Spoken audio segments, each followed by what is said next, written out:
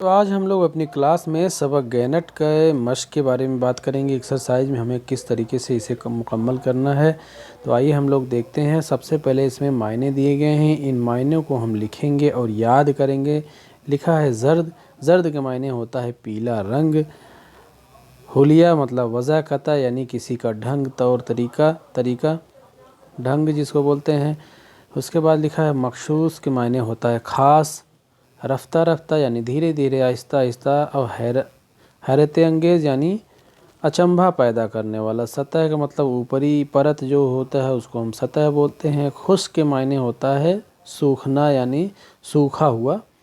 परवाज़ के मायने उड़ना, उड़ान भरना या उड़ना। वक्फ़ा मतलब दरमियानी मदद यानी अरसा, कुछ वक्त जो होता है उसको हम ढेर सारा वक्त बीत जाए उसको हम क्या बोलते हैं, वक्फ़ा। फिर क्या है सदरी। सदरी के मायने सीना बंदी या वास्केट या बंडी या जैकेट जिसको हम लोग बोलते हैं ऊपर से पहने हुए होते हैं, सर्दियों में ख़ास तौर पे हम लोग पहनते हैं, उसको हम सदरी बोलते हैं। परिंदा के मायने क्या होता है, चिड़िया या पंछी। तो इस तरीके से ये मायने हैं। और भी जो मायने आपको लगे हों सबक में उनका इजाफा कर लेंगे और लिख लेंगे, याद कर लेंगे। फिर दूसरे में दिया है नीचे लिखे हुए अल्फाज को बुलंद आवाज़ से पढ़ना है।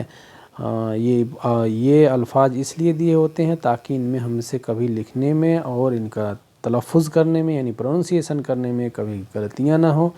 लिखा है गोताखोर। फिर लिखा है ज़र्द के मायने पीला। गोताखोर मतलब जो गोते लगाने वाला पानी में। खुराक यानी खुराक यानी कि जो खाने की चीज़।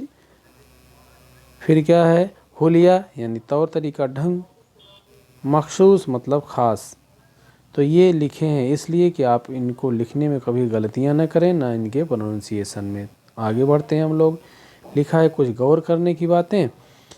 लिखा है इस ज़मीन पर गैनेट की तरह मुख्तलिफ़ किस्म के परिंदे और जानवर पाए जाते हैं। मुख्तलिफ़ किस्म के यानी विभिन्न किस्म के कई सारे प्रकार के जानवर पाए जाते हैं। उन्हें जब हम देखते हैं तो हमारे इल्म में इजाफ़ा होता है यानी ज्ञान में यानी हमारी जानकारी में इजाफ़ा होता है। ऐसे ही दूसरी हैरत अंगेज़ चीज़ों का तसव्वुर कीजिए यानी ख़याल कीजिए। तसव्वुर करना यानी ख़याल करना या देखना, ख़याल करना। तसव्वुर का मतलब लफ्ज़ी मायने होता है ख़याल करना। तो ऐसे ही और जो तमाम हैरत अंगेज़ चीज़ें हैं उन्हें हमें तसव्वुर करना चाहिए, तसव्वुर करेंगे। ठीक है, आगे बढ़ते हैं हम लोग। सोचें और बताएं। कुछ सवाल हैं, इनके मुकम्मल जवाब लिखने हैं। सबसे पहला सवाल है गैनट कहाँ पाई जाती है। ये आप लोगों ने स्टार्टिंग में ही पढ़ा था एकदम सबक के। गैनट इंग्लैंड, आयरलैंड और स्कॉटलैंड जैसे ठंडे इलाकों में पाए जाते हैं। कभी कभी ये फ्लोरिडा के साहिलों पर भी पाए जाते हैं। ठीक है, तो इस तरीके से हम जवाब लिख लेंगे। दूसरा सवाल क्या है, गैनट किस तरह गोते लगाती हैं। गैनट के गोते लगाने का तरीका हैरत अंगेज़ है। यह 50 फीट ऊपर उड़ान भरती है और फिर अचानक अपने परों को बंद करके सीधे नीचे पानी की सतह पर टकराती है और गायब हो जाती है। तो ये इसका गोता लगाने का तरीका है। तो इस तरीके से हम इसमें जवाब में लिख लेंगे। तीसरा सवाल है मछुआरे गैनट के बारे में कौन सी हैरत अंगेज़ बात जानते हैं।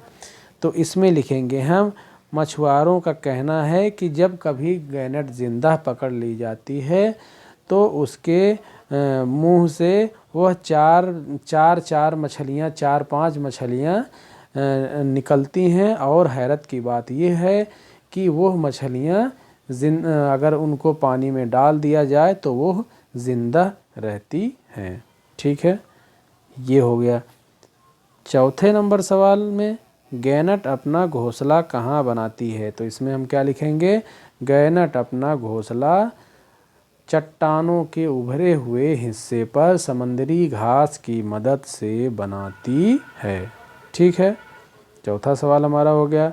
पांचवा सवाल है, गैनट के बच्चे के बारे में आप क्या जानते हैं? गैनट के बच्चे के बारे में आप क्या जानते हैं? तो इसमें हम क्या लिखेंगे? गैनट का बच्चा गैनट का बच्चा जब अंडे से निकलता है तो अंधा और गंजा होता है और 7 से 8 दिन के बाद उसकी आँखें खुलती हैं और इन बच्चों की हिफाजत उनकी चर्बी करती है, जो सदरी की तरीके उनकी हिफाजत करती है। और इन तकरीबन 14 हफ्ते के बाद यानी अंडे से पहली उड़ान तक तकरीबन 14 हफ्ते का वक्फा लगता है यानी वक्त लगता है। ठीक है, तो इस तरीके से हम इन सवालों के जवाब को मुकम्मल करेंगे। ठीक है, आगे बढ़ते हैं हम लोग। अब आगे दिया है, खाली जगहों को मुनासिब अल्फाज से भरिए। ये अल्फाज भी आपके सामने दिए गए हैं और इनमें हमको ये फिल करना है और उसके बाद हो सकता है ये जो जुमले बनेंगे ये सीधे हमारे किसी सवाल के जवाब भी बन जाते हैं। चलिए देखते हैं। सबसे पहले क्या लिखा है कि गैनट के लगाने का तरीका हैरतोंगेज़ है। क्या? गोता लगाने का तरीका इसका हैरतोंगेज़ है। तो इसमें हम पहले वाले में ये भर लेंगे। ठीक है, दूसरे में क्या है? गैनट पानी की सतह से 50 फीट ऊपर तक क्या भरता है? उड़ान ही तो भरती थी। ये देखिए, ये किसी सवाल के जवाब हैं, अभी आपसे पूछा भी गया था। फिर लिखा है, मछुआरे समंदर की में जाल डाले मछली के इंतज़ार में होते हैं। तो इसमें क्या आ जाएगा? मछुआरे समंदर की गहराई में, समंदर की गहराई 1 2 3 ये हमारे तीसरे का हो गया। मछुआरे समंदर की गहराई में जाल डाले मछली के इंतज़ार में होते हैं। चौथा नंबर है, अपने घोंसले के लिए समुद्री घास का इस्तेमाल करती हैं ना, समुद्री घास का इस्तेमाल करती हैं। कौन? यही गैनट ही। तो चौथे में हमारा ये हो जाएगा। पांचवें में क्या है? पहले 7 दिन तक माँ बाप इनकी पूरी क्या करते हैं? हिफाजत करते हैं। तो ये सारे जुमले हमारे ऊपर दिए गए सवालों के जवाब से ही हैं, तो इनकी भी मदद हम अपने सवाल जवाब में ले सकते हैं। चलिए, तो उम्मीद करते हैं ये आपको समझ में आ गया होगा, आप अपने से भी कर लेंगे। आगे हम लोग बढ़ते हैं। नीचे दिए गए लफ्ज़ों को जुमले में इस्तेमाल करना है यानी वाक्य प्रयोग करना है। आप हैरत अंगेज यानी अचंभा और हिफाजत करना किसी की यानी महफूज रखना, हिफाजत करना, सुरक्षा करना, इसको आप जुमलों में इस्तेमाल करेंगे।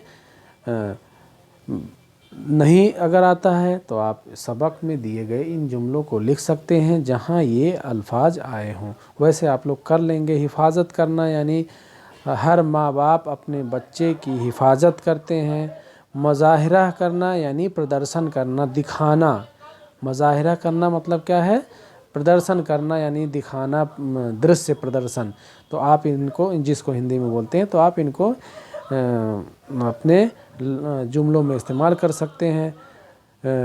विराट कोहली बेहतरीन बैटिंग का मुज़ाहिरा किए। वक्फ़ा यानी अरसा, वक्त जो होता है।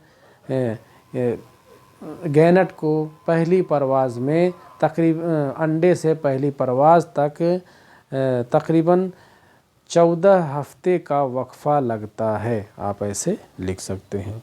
तो इस तरीके से ये आप जुमलों का इस्तेमाल करेंगे। 7वें नंबर में दिया है, नीचे लिखे लफ्ज़ों को जुमले में जमा बनाना है। नीचे लिखे लफ्ज़ों को जमा बनाना है यानी जमा का वाहिद क्या होता है? एक वचन, और जमा क्या होता है? बहुवचन। तो परिंदा का क्या हो जाएगा, परिंदों। अगर नून गुन्ना, वाव नून गुन्ना लगा देंगे, दाल नून गुन्ना, तो ये हमारा जमा हो जाएगा। परिंदा का क्या हो जाएगा, परिंदों। हैवान का क्या हो जाएगा, हैवानों। सदरी का क्या हो जाएगा, सदरियों। अंडा का क्या हो जाएगा, अंडे। मछली का क्या हो जाएगा, मछलियाँ। चिड़िया का क्या हो जाएगा, चिड़ियों। तो इस तरीके से हम इनको जमा बना सकते हैं। तो आगे बढ़ते हैं। दिया है अमली काम। अमली काम आपको अपने प्रोजेक्ट फाइल में करना है। आप जहाँ रहते हैं वहाँ कितने तरह के परिंदे पाए जाते हैं, इनमें से किसी एक की चंद खूबियों के बारे में लिखिए। आप जहाँ रहते हैं वहाँ तमाम सारे परिंदे आपको देखने को मिलते होंगे, तो इनकी खूबियों के बारे में, किसी एक परिंदे के बारे में, उसके खूबियों के बारे में आपको अपने से लिखना है। तो इस तरीके से ये आपका सबक हुआ मुकम्मल। हम लोग मिलेंगे अगली क्लास में एक नए चैप्टर के साथ। तब तक के लिए बच्चों, जय हिंद, जय भारत।